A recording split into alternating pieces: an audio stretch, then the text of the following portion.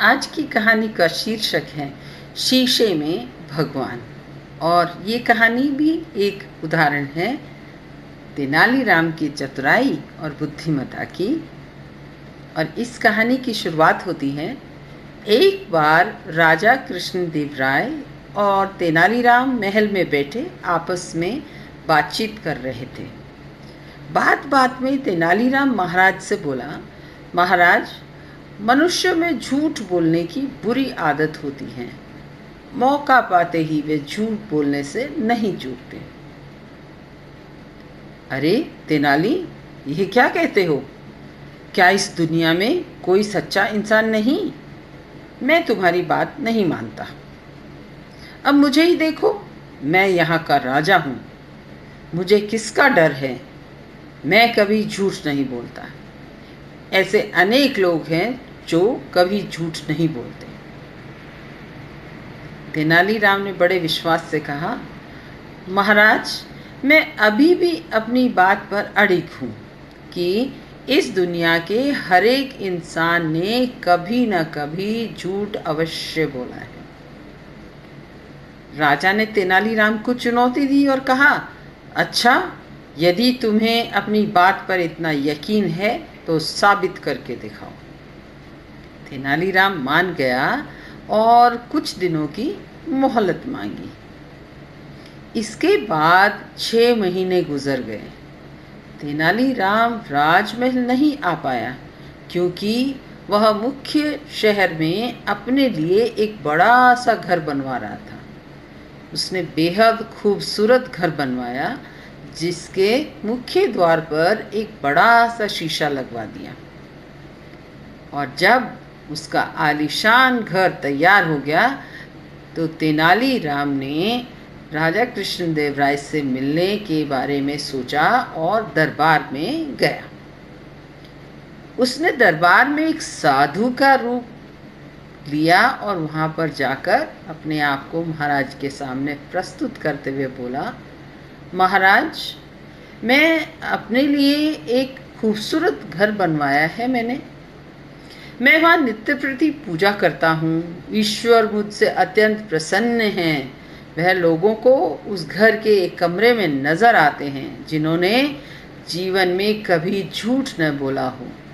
मैं चाहता हूँ आप भी मेरे घर में पधारो और अपनी आँखों से ईश्वर के दर्शन करो। राजा कृष्णदेव राय उस साधु के घर जाने के लिए बेहद उत्सुक थे, परंतु फिर भी उस साधु की सच्चाई का पता लगाने के लिए पहले उन्होंने एक अष्टदिग्गज पदेन को साधु के घर भेजा। पदेन ने उस आलीशान घर की बहुत तारीफ की। वह शीशे वाले कमरे में भी गया, पर वहां उसे ईश्वर के दर्शन तो हुए ही नहीं। झूठ सिद्ध होने के डर से, यानी कि झूठा सिद्ध होने के डर से वह महाराज को सत्य बताने में घबरा रहा था। इसलिए दरबार लौटकर उसने महाराज से कहा, ओहो महाराज, मैंने वहाँ ईश्वर के दर्शन किए। उस साधु के घर की दीवार पर मैंने ईश्वर को देखा।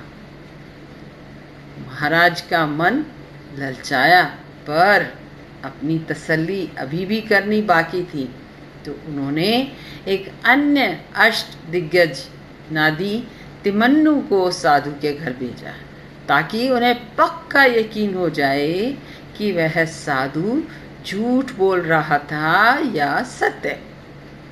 तिमन्नु के साथ भी वही हुआ जो पदेन के साथ हुआ था, पर झूठा कहलाने के डर से उसने भी महाराज को यही बताया कि उसने भी दीवार में भगवान को देखा। अब महाराज ने स्वयं उस साधु के घर जाने का विचार किया। महाराज ने सोचा, मेरे ख्याल से वह साधु सत्य ही बोल रहा होगा। जब मेरे 2 अष्टदिग्गजों ने उसके घर में ईश्वर को देखा है तो बात सच ही होगी।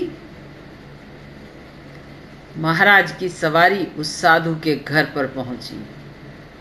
रथ से उतरकर महाराज घर के भीतर गए।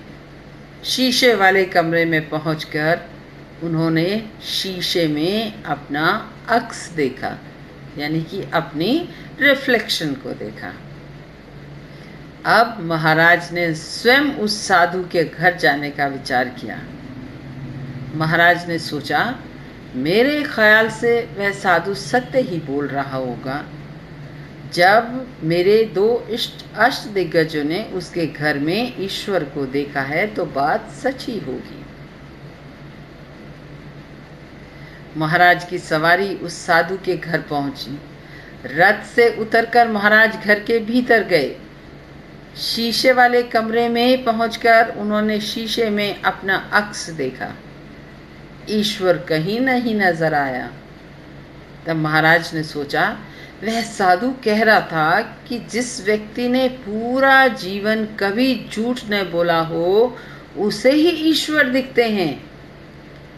मेरे तो दो अष्टदिग्गजों ने यहाँ ईश्वर को देखा। अब अगर मैं कहूँगा कि मुझे ईश्वर नहीं दिखाई दिए हैं तो सब लोग मुझे झूठा करार देंगे।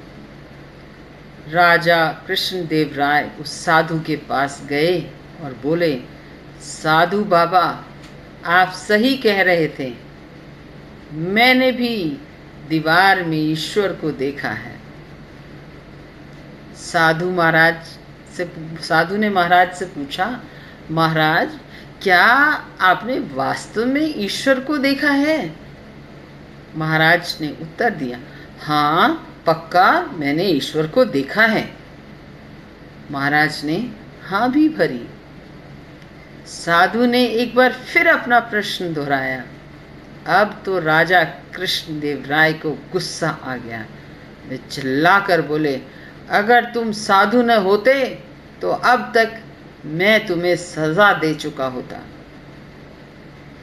यह सुनकर साधु मुस्कुराया और नकली दाढ़ी उतार डाली। अरे, यह तो तेनालीराम था। वह कृष्णदेव राय से बोला, महाराज, आपने कहा था कि आप कभी झूठ नहीं बोलते, पर आपके दरबारियों ने आपसे झूठ कहा और आपने भी उनके कहे से प्रभावित होकर झूठ बोल दिया। अब तो मानेंगे ना महाराज कि हर व्यक्ति कभी न कभी झूठ बोलता है। राजा कृष्णदेव राय ने सिर झुका लिया। वे अपनी भूल समझ गए थे और साथ ही इस घटना से उन्हें यह सबक भी मिल गया था कि बड़बोलापन कभी कभी मुसीबत में डाल देता है। और कहानी से शिक्षा मिलती है कि सत्य और असत्य हमारे भीतर ही हैं। जिस प्रकार मनुष्य कमजोरियों और ताकत का एक सम्मिलित या सम्मिश्रण है, उसी प्रकार सत्य और असत्य भी हमारे जीवन का ही भाग है। कमजोरी छिपाकर या झूठ बोलकर हम इस सत्य से नहीं भाग सकते। इसके साथ साथ ही जब हम दूसरों की कही हुई बात को बिना सोचे समझे मान लेते हैं, तब भी हम बहुत बड़ी गलती कर रहे होते हैं। तो क्यों ना हम दूसरों की बातों में न आकर पहले बात को, कहते हैं ना, पहले तोलें फिर बोलें, और उसके साथ ही अपनी जिम्मेवारी भी समझें कि दूसरे लोगों की कही सुनी बातों में ना आकर हम अपने विवेक का, अपनी बुद्धि का इस्तेमाल करें। ये कहानी मैंने इंटरनेट से ली है। आशा है कहानी आपको बहुत पसंद आएगी। धन्यवाद कहानी सुनने के लिए।